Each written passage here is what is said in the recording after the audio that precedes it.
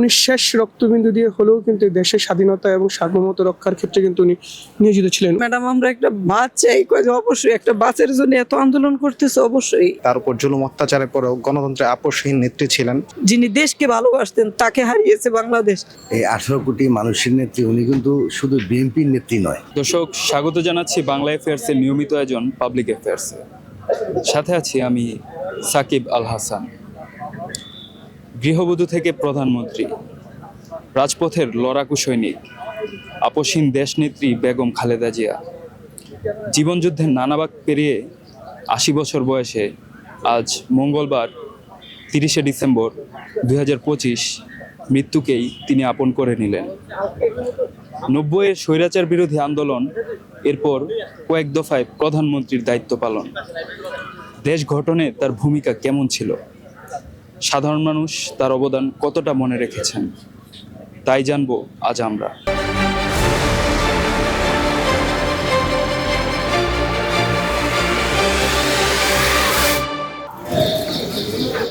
দেশ রাষ্ট্র শাসন এবং দেশ গঠনে দেশনেত্রী আপসহীন নেত্রী বেগম খালেদা জিয়ার দেশের জনগণ এই অপূরণীয় ক্ষতি কখনো পূরণ হবে না এবং জাতি গঠনে, জাতির সত্তা, জাতীয়তাবাদী আদর্শে যে সেকেন্ড শহীদ প্রেসিডেন্ট জিয়া রহমান স্যারের পরে যে আপসহীন নেত্রী ছিলেন বেগম খালেদা জিয়া, শহীদ প্রেসিডেন্ট জিয়া রহমান স্যার মারা যাওয়ার পর থেকে দলের যে দুঃসময়ে দলে আসছে, তখন থেকে বিশেষ করে ৯১ নির্বাচনের আগ থেকে, তখন থেকে ৯১ সরকার গঠনের পর থেকে আপসহীন হিসাবে অদ্যাবধি মৃত্যুর আগ পর্যন্ত এই বাংলাদেশে যতদিন থাকবে তিনি আমাদের মাঝখানে থাকবেন। তার কৃতকর্ম এবং মানুষের ভালোবাসায় তিনি আজীবন আমাদের অন্তরে এবং দেশের মানুষের হাত দোয়ায় তিনি আমাদের কাছে অবশ্যই থাকবেন। উনি তো আমাদের দেশনেত্রী খালেদা জিয়া, তার অভাব পূরণ হবে না। তারপরও কারোর জন্য দুনিয়া বসে থাকে না, সব দুনিয়া নিজ গতিতে চলতে থাকবে ইনশাল্লাহ। খালেদা জিয়া এবং জিয়াউর রহমান আদর্শেই তারেক রহমান আমাদের আগে ভবিষ্যৎ বাংলাদেশের বিনির্মাণে তাদের আদর্শ ধারণ করে এগিয়ে নিয়ে যাবে। আমাদের শহীদ প্রেসিডেন্ট জিয়াউর রহমানের পর যে দেশের যে অবদান, এটা আসলে অপূরণীয়। তার মৃত্যুতে আমরা গভীর শোক আহত এবং তার যে দেশের জন্য ত্যাগ, এটা আসলেই অনেক কিছু থেকে বলে বোঝানো যাবে না। তাকে বিগত সরকার তাকে বিনা চিকিৎসার জন্য মৃত্যুর দিকে ঠেলে দিয়েছে, এটাই আমাদের সবচেয়ে দুঃখজনক। সে শুধু দেশের একটা দলের নেত্রী না, সে বাংলাদেশেরই একটা নেত্রী ছিল। সে বাংলাদেশের জন্য সে অনেক কিছু করছে। সে ইচ্ছা করলে দেশ ছিল তার কিছু হতো না, অথচ সে দেশের জন্য, আমি মনে করবো সে দেশের জন্য জীবনটা তার বিসর্জন করে দিয়েছে। আমি খুব ছোট কর্মী বিএনপির, কিন্তু আমি ওনার সামনাসামনি বসা এবং ওনার অনেক অনেক স্মৃতি আছে, আমার অনেক স্মৃতি আছে, এটা আমি বলে বোঝাতে পারবো না। ৮০-৮৩ সন থেকে আমার ওনার সাথে থাকে দেখা। হয়তো এরকম নেত্রী পাবো কিনা আমার সন্দেহ।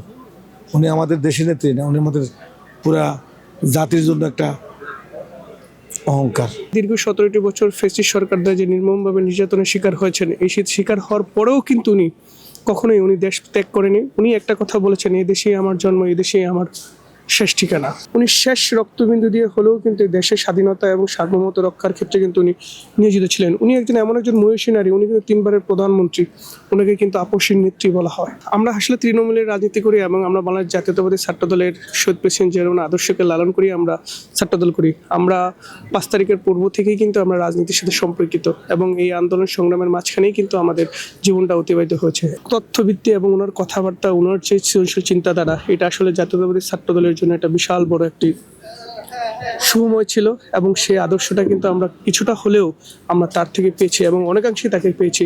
আমরা তাকে বলতাম দেশমাতা হিসাবে আমরা আখ্যায়িত দিতাম, কারণ উনি এমন একজন আপসহীন নেত্রী। উনি বাংলাদেশ জাতীয়তাবাদী দলের প্রত্যেকটা কর্মীর যতই ক্রান্তিলগ্ন এসেছিলেন না, তখনই কিন্তু উনি পাশে এসে দাঁড়িয়েছেন। বহুদলীয় গণতন্ত্র প্রবর্তক হওয়ার পর থেকেই নারী পুরুষের যে সমমান অধিকার, এটা কিন্তু দেশনেত্রী বেগম খালেদা জিয়ার এবং নারীর যে অধিকার, এবং আজকে দেখবেন আমাদের নারীর যে বিচার ব্যবস্থা, এটাও কিন্তু দেশনেত্রী বেগম খালেদা জিয়ার হাতেই গড়া। সামনে থেকে দেখার আমার হয়েছে এবং তার যখন গাড়ি বহরে চলতাম, পিছিয়ে ভাবতাম যে আমার একজন মা সামনে যাচ্ছে। আমি খুব আবেগে আপ্লুত, কারণ আজকে আমরা হারিয়ে ফেলেছি আমাদের এই দলের একজন অভিভাবক এবং আমাদের দেশমাতা বেগম খালেদা জিয়া। আল্লাহ ওনাকে ব্যস্ত নসিব দান করুক। তো খুলনা মহিলা কলেজে 2 বার ভিপি, 1 বার জিএস, উনি খুলনা ইউনিভার্সিটি ওপেন করতে যায়, ওখানে আমরা দাবি করি একটা বাসের। তখন উনি বলে মেয়েরা কি চায় দেখো, অলরেডি আমাকে মানে এইভাবে ইশারা দেয়। আমি যাই বললাম ম্যাডাম আমরা একটা বাস চাই। কয় যে অবশ্যই, একটা বাসের জন্য এত আন্দোলন করতেছে অবশ্যই। এবং ঢাকায় এসে সেই বাসটা এখনো আছে খুলনা মহিলা কলেজে। আমার বয়স যখন 17 বছর, তখন এই আমার কলেজের চাবি দিচ্ছেন উনি, এবং আমাকে মাথায় হাত দিয়ে দোয়া করে যে আমি তোমার জন্য সাহারা দোয়া করি। তখন তো এত রাজনীতিক অনেক নেতা নেত্রী বের হয়ে গেছে। আমি দক্ষিণখান থানার সাবেক প্রেসিডেন্ট, তো আমি অনেক সময় অনেক কাছে ওনার যাওয়ার সৌভাগ্য আমার হয়েছে। আমি আসলে আজকে মনে হয় যে শূন্য হয়ে গেল। মহিষী নারী, একটা বুদ্ধিমতী নেত্রী যিনি দেশকে ভালোবাসতেন, তাকে হারিয়েছে বাংলাদেশ। এই অভাব অপূরণীয়, বাংলাদেশের জন্য এই অভাব অপূরণীয়। উনি কোনোদিন নিজের কথা ভাবেননি, উনি কখনোই ভাবেনি। উনি একটা খারাপ ভাষা উচ্চারণ করছে, খারাপ কথা বলছে, আমাকে দেখে দেন তো বলেনি। ওনাকে একেবারে কাছের থেকেই দেখেছে এবং মাথায় দিয়ে অনেক দোয়াও করে গেছে।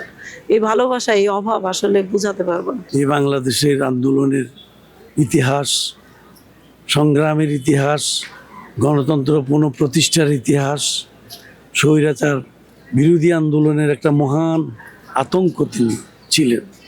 আজকে তিনি আমাদের কাছ থেকে বিদায় নিয়েছেন। জিয়াউর রহমান সাহেব যেটা কমান্ড ইন চিফ ছিলেন বাংলাদেশ আর্মির, সেখানে তিনি শেষ অনুষ্ঠান উপভোগ করে এসেছেন মৃত্যুর আগে। এদেশের মানুষও একজন অভিভাবক হারিয়েছে। এই 18 কোটি মানুষের নেত্রী উনি কিন্তু শুধু বিএনপির নেত্রী নয়, এ দেশের আপামর জনগণের 18 কোটি মানুষও মাটির নেত্রী। এই মহিলা, তার জীবনটা শুরু হয়েছে যুদ্ধ দিয়ে, মৃত্যুবরণ করলো যুদ্ধ শেষ করে। যে বয়সে সে মরহুম জিয়াউর রহমান মৃত্যুবরণ করার পরে তখন এই দলের হাল ধরছে। অনেক কষ্ট রঞ্জিত, অনেক পরিশ্রম করে নেতাকর্মীদেরকে ঐক্য করে সারা বাংলাদেশের মানুষকে একসাথে কাঁধে কাঁধ মিলিয়ে দলটাকে সামনের দিকে অগ্রসর হয়েছে। ক্ষমতায় থাকাকালীন অবস্থায় এই দেশ কিভাবে চলছে, দ্রব্যমূল্যের কীরকম পরিস্থিতি ছিল আপনারা সবাই জানেন। কত ধরনের তার উপরে নির্যাতন, নিপীড়ন, ভয় ভীতি দেখানোর পরে সে বলছে আমি এই দেশ ছেড়ে যাব না, আমার পৃথিবীর কোথাও বাড়ি ঘর নাই,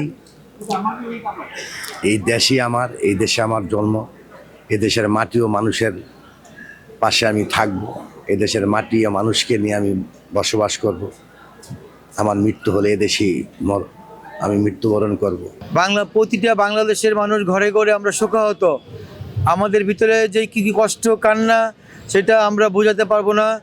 আমরা বিএনপি পরিবার, জিয়া পরিবার সহ সারা বাংলাদেশের মানুষ আজকে শোকাহত। দল মত নির্বিশেষে আমাদের বিএনপির চেয়ারপারসন, গণতন্ত্রের মা বেগম খালেদা জিয়া, উনি আপসীন নেত্রী ছিলেন, উনি গণতন্ত্রের মা ছিলেন।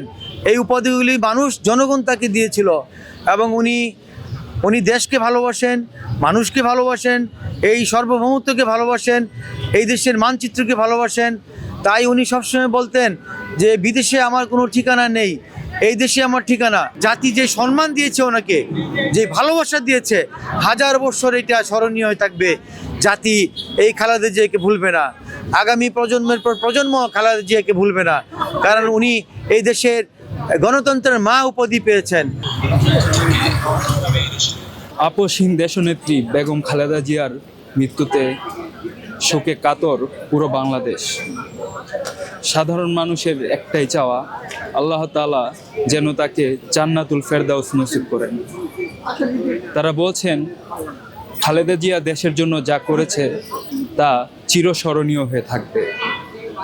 সাকিব আল হাসান, বাংলা অ্যাফেয়ার্স, ঢাকা।